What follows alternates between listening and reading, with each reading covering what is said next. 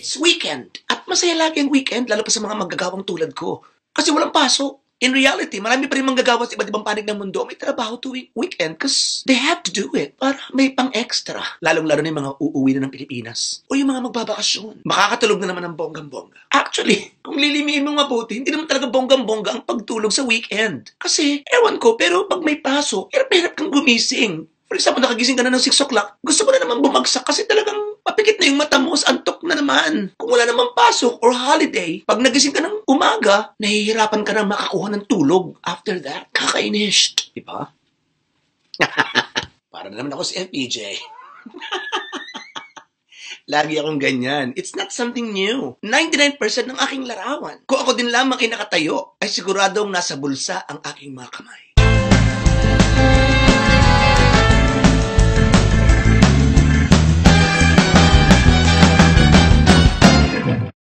Minsan nga nakahiga na ako, nakapamulsa pa ako. Ito na nga lang, nasa ospital ako at nakaswero pinipilit ko pang ipasok yung isa sa bulsa.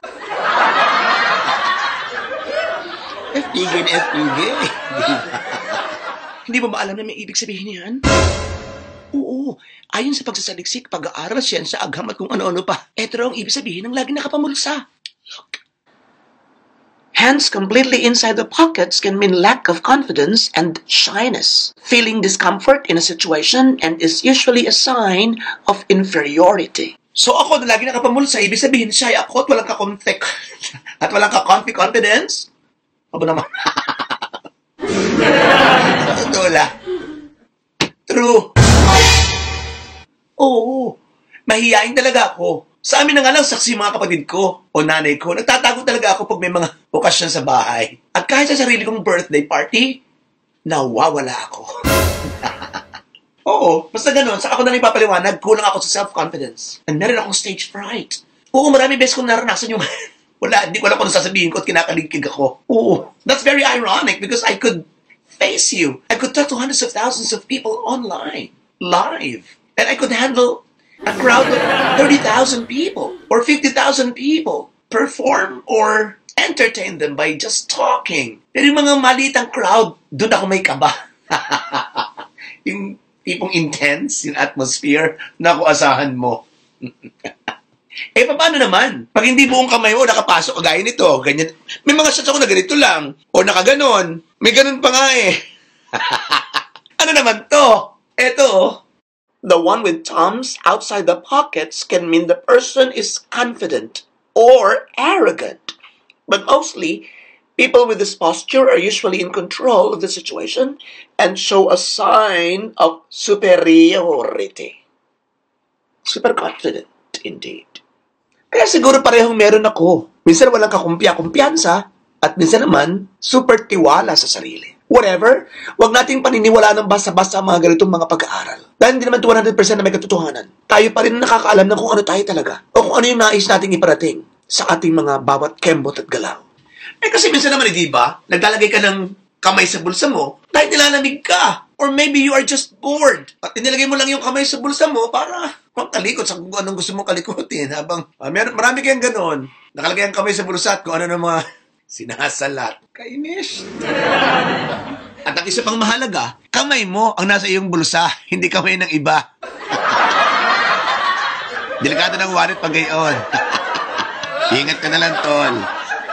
Last time, may ginawa kong vlog about some prominent body movements or gestures na nakikita ko dito sa Japan. Lalong-lalo na sa eskwelahan. Let me share it with you one more time. Nakapilis yung mga estudyante ko kanina. Iyak naman yung isa Di ba sa atin naman ito yes? Ito no. Sa kanila, go to hell ang ibig sabihin. So, 2 beses kong inulit na may kasama pang sound. Nako, ang iniiyak ng bata. Sarap pingutin Dito pa mapasok yung cultural differences natin. At napipil ko yun ngayon sa aking pagtuturo. Although it doesn't affect me that much. Because I can sway to the music. I can go with the flow. Dito iba. Ang daming iba. Like, sa atin pag sinabing ako, di ba ako? Ako po ba? Dine. Ay papagarne. Dito sila tuturo. Ako?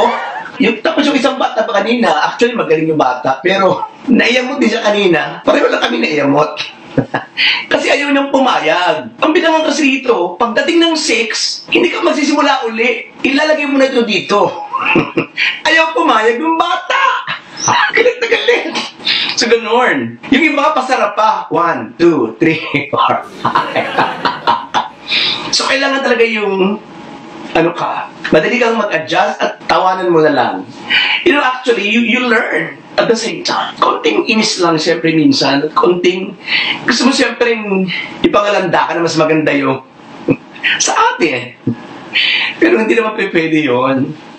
Alright, so ito yung unang bahagi pa lamang ng marami nating mga vlogs about body movements and gestures. Bagamat hindi may iwasang minsan ay napapatawa tayo dahil sa pagiging bago ng ilang body movements ating paningin, kailangan bigyan natin ng full respect ang mga ito na bahagi ng distinct culture ng bawat bansa sa mundo. At sa mga kapwa natin manggagawang Pilipino all over the world, kapag meron kayong nais na i-share yung mga kakaiba at very interesting na body movements sa inyong bansang kinaroroonan, just comment it down below para maibahagi natin sa ating mga taga-subaybay. At hindi nyo ba alam, akala natin yung pagnguso, kapag meron tayong itinuturo, ay Pilipinong-Pilipino, nagkakamali tayo.